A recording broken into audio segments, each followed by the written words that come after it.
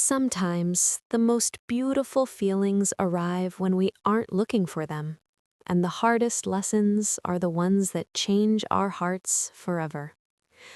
I want you to imagine a city, a place where millions of people are rushing, talking, and dreaming. In a small corner of this busy world lived a woman named Elena. Elena was 25 years old, and her life was as quiet as a library after the sun goes down. She worked in a small office, an old building with high windows that let in the soft, gray light of the morning. Every day was the same for her, predictable, safe, and simple. She would wake up early, the world still dark outside. She would listen to the sound of the kettle boiling, the smell of fresh coffee filling her tiny kitchen. Then she would walk to the office, sit at her desk, and spend her hours answering emails and finishing tasks. Elena didn't have many friends. She didn't go to noisy parties or busy cafes. At night, she would go home, sit by her window, and read a book until her eyes grew heavy. Some people might call her life boring, but to Elena, it was a peaceful world. She felt protected in her silence. She didn't know that life was about to knock on her door and ask her to wake up. It started on a Tuesday that looked like every other day until the door opened. A new manager had arrived. His name was Marcus. Marcus was 30, with a voice that sounded like a warm blanket on a cold night. He was tall, confident, and when he walked into the room, the air seemed to change. He didn't need to be loud to be noticed. He simply smiled, and the whole office felt a little brighter. On his first day, he walked through the rows of desks, greeting everyone with a kindness that felt genuine. When he reached Elena's desk, he stopped. He looked at her, truly looked at her, and said, "Hello, you must be Elena." She nodded, her heart giving a small, nervous jump. "Yes, nice to meet you, Marcus," she replied. He held out his hand, and for a second she touched it. His skin was warm. His handshake was steady. "I'm happy to work with you," he said, and then he moved on to the next person. Elena went back to her computer, her fingers hovering over the keys. She thought he was just a boss, just another person passing through her quiet life. She didn't know that his name would soon become the only word her heart wanted to hear. Days became weeks, and Marcus was different from anyone Elena had ever known. He didn't just manage people, he observed them. He noticed the small things. He remembered that the receptionist liked herbal tea. He remembered that the IT guy had a cat with a broken leg. And he noticed Elena, the woman who was always the first to arrive and the last to leave. A thoughtful pause. One morning, he walked past her desk and paused. The sunlight was hitting his hair, making it look almost golden. "Good morning, Elena," he said, and the way he said her name, it sounded like a secret. "Good morning, Marcus," she replied, her voice small. He looked at the files on her desk and smiled. "You're always so focused," he remarked. "It's a rare thing to see someone care so much about their work." Elena felt a warmth spread through her chest, a feeling she hadn't felt in a long time. No one had ever acknowledged her effort before. In her quiet world, she had become invisible, but Marcus saw her. After that, they spoke more often. Simple questions, really. "How was your weekend, Elena? Are you finding the new project difficult? Did you finish that book you were reading?" But each time he spoke, Elena's pulse quickened.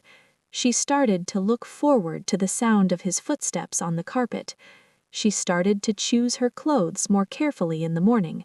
She was falling, and the ground was a long way down. I think we've all been there, haven't we?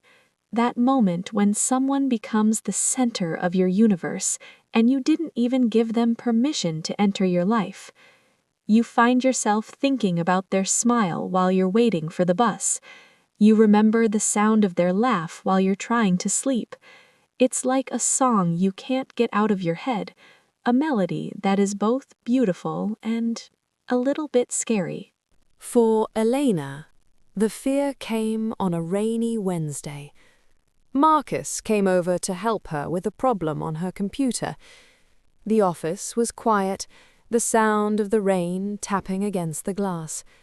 He leaned over her shoulder, his arm almost touching hers. She could smell his cologne, something clean, like cedarwood and mountain air. Her hands were shaking as she moved the mouse.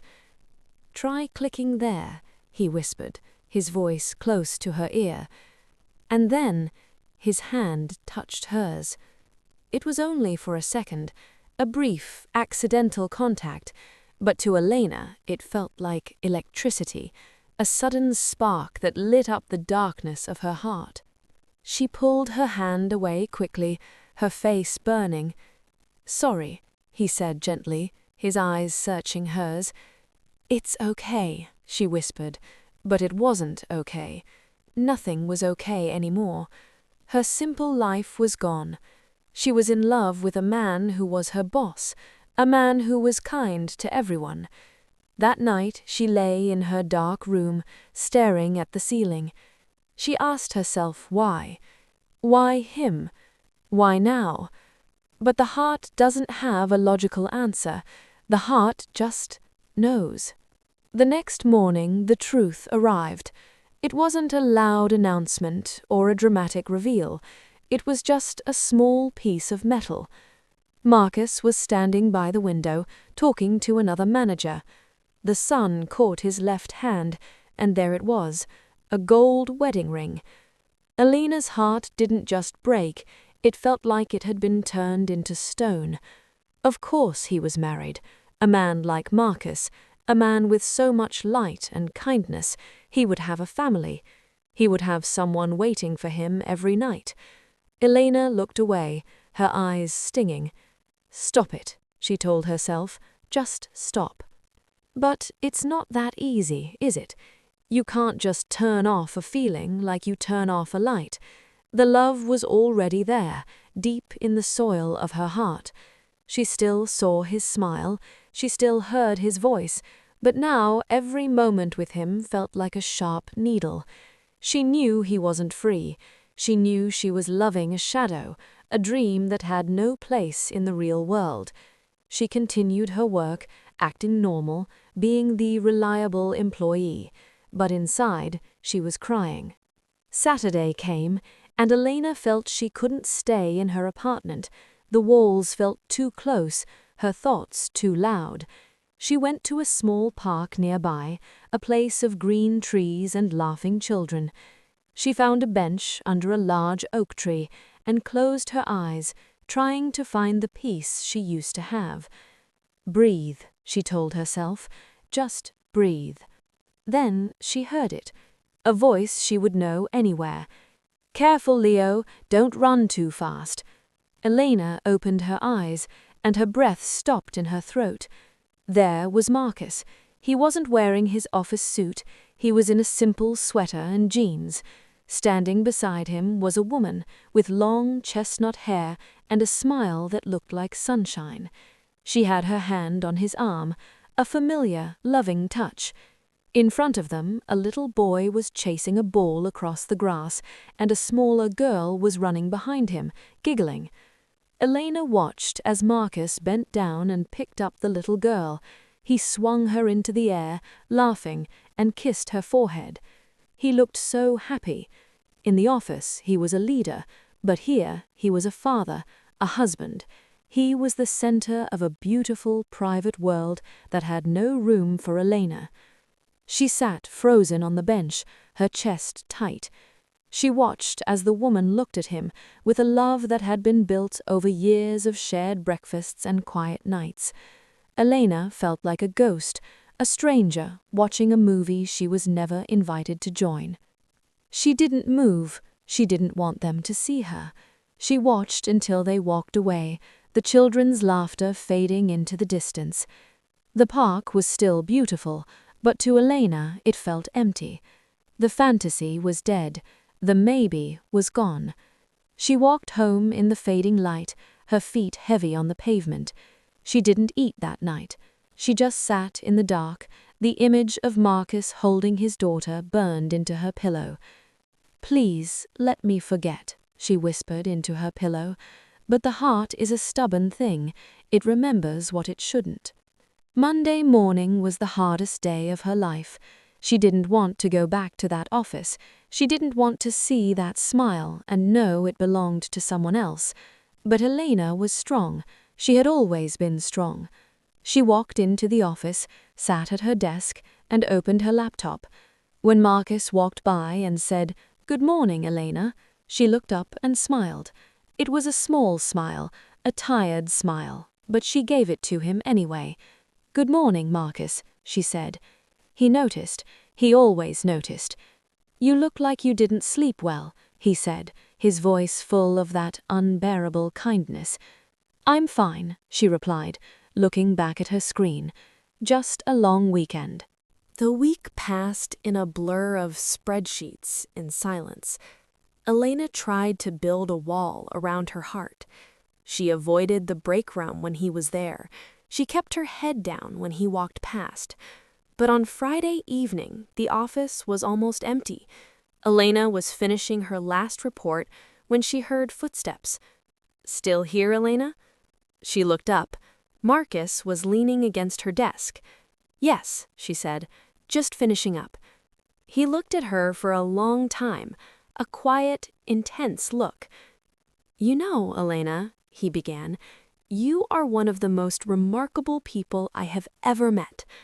Elena's heart skipped, but she didn't let it show. "You are so steady," he continued. "You bring a sense of peace to this office. You're special." He said the word special, and for a moment, Elena wanted to tell him.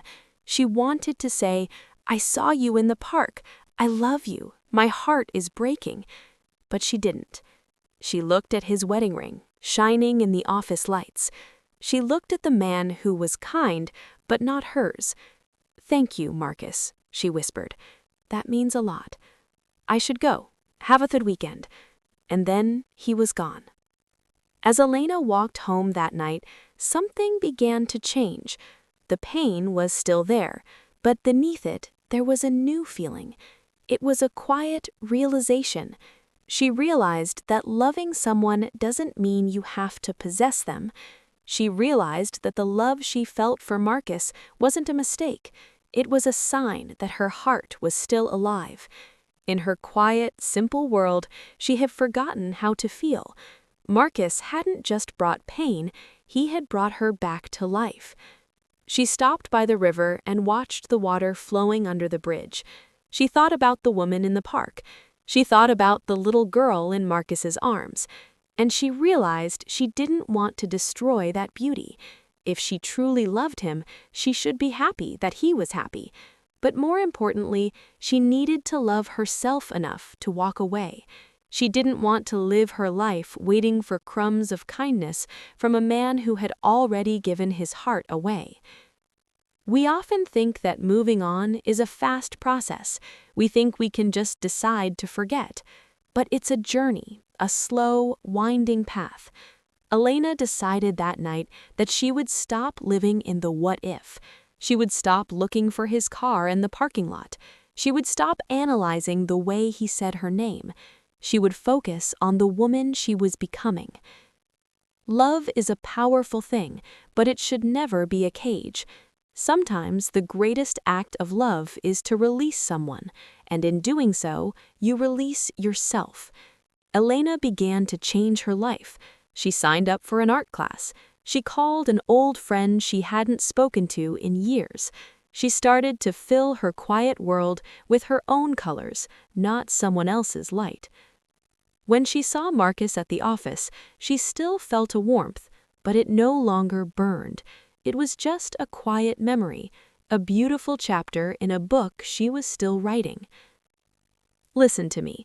If your heart is heavy today because you are loving someone you can't have, know that you are not alone. It's okay to feel the pain. It's okay to cry. But don't let it become your identity. You are more than your unrequited love. You are a person with your own dreams, your own path, and your own light. The kindness you saw in someone else is a kindness that also lives within you. Don't wait for someone else to make your life special. Make it special yourself. Elena eventually found her own happiness. It didn't happen overnight. It happened in small moments, like the first time she laughed at a joke without thinking of him, or the morning she woke up and realized that he was the second thought of her day, not the first. She is still the woman in the small office, but her world is no longer small. It is wide and open and full of possibility, and yours can be too. Trust the process, trust your heart, and remember, the most important love story you will ever have is the one you have with yourself.